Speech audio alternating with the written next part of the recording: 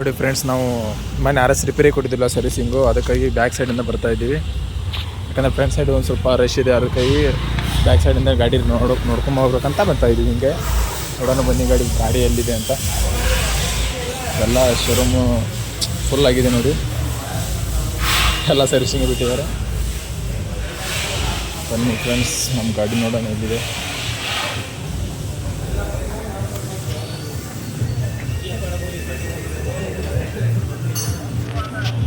ನಮ್ಮ ಹುಡುಗರು already reach ಆಗಿದ್ದಾರೆ ಗಾಡಿ ಅಂತಲ್ಲಿ. ಇದೆ ನೋಡಿ ನಮ್ಮ RS ಗಾಡಿ, ಎಲ್ಲ ಪೂರ ಸರ್ವಿಸಿಂಗ್ ಎಲ್ಲ ಹುಚ್ಚಿ ಬಿಟ್ಟಿದ್ದಾರೆ. ಟೈರ್ ಗೀರೆಲ್ಲ ಏನೋ ಒಂದು ಸ್ವಲ್ಪ ಚೈನ್ ಪ್ರಾಬ್ಲಮ್ ಆಗಿದೆ ಅಂತಿದ್ದಾರೆ. ಚೈನ್ ಹೊಸದು ಹಾಕ್ಸ್ತೀನಿ ಅಂತ ಏನೋ ಹೇಳ್ತಾಯಿದ್ರು.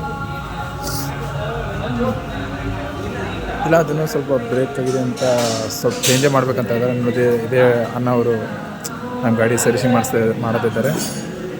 ಅವರೇ ಇದು ಸ್ವಲ್ಪ ಬ್ರೇಕ್ ಆಗ್ತಾಯಿದೆ, ಅವ್ರು ಚೇಂಜೇ ಮಾಡ್ಬೇಕು ಬೈ ಅಂತ.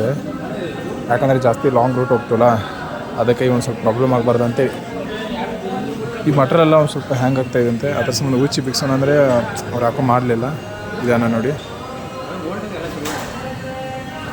ಆದರೆ ಅಮೌಂಟ್ ಮಾತ್ರ 12,000 ಹೇಳ್ತಾ ಇದ್ದಾರೆ. ಈಗ ನೋಡೋಣ ಯಾವ ಥರ ರಿಪೇರಿ ಮಾಡಿಸ್ತಾರೆ ಅಂತ ನೋಡೋಣ ಫ್ರೆಂಡ್ಸ್. ನಮ್ಮ ಗಾಡಿ ರೆಡಿ ಆದಮೇಲೆ ಒಂದು ಸಲ ಲಾಂಗ್ ರೈಡಿಗೆ ಹೋಗಿ ವೀಡಿಯೋ ಮಾಡ್ತೀನಿ. ಇದೆ ನೋಡಿ ನಮ್ಮ RS ಬೈಕು ಆಲ್ರೆಡಿ ಎಲ್ಲ ಬಿಟ್ಟಿದ್ದಾರೆ. ಇನ್ನೂ ಸರ್ವಿಸಿಂಗ್ ಒಂದು ಸ್ವಲ್ಪ ಬಾಕಿ ಇದೆ ಅಂತೆ.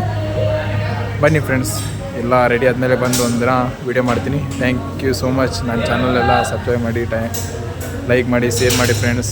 ತಪ್ಪದೆ ಮಾಡಿ please. Thank you so much friends. Bye.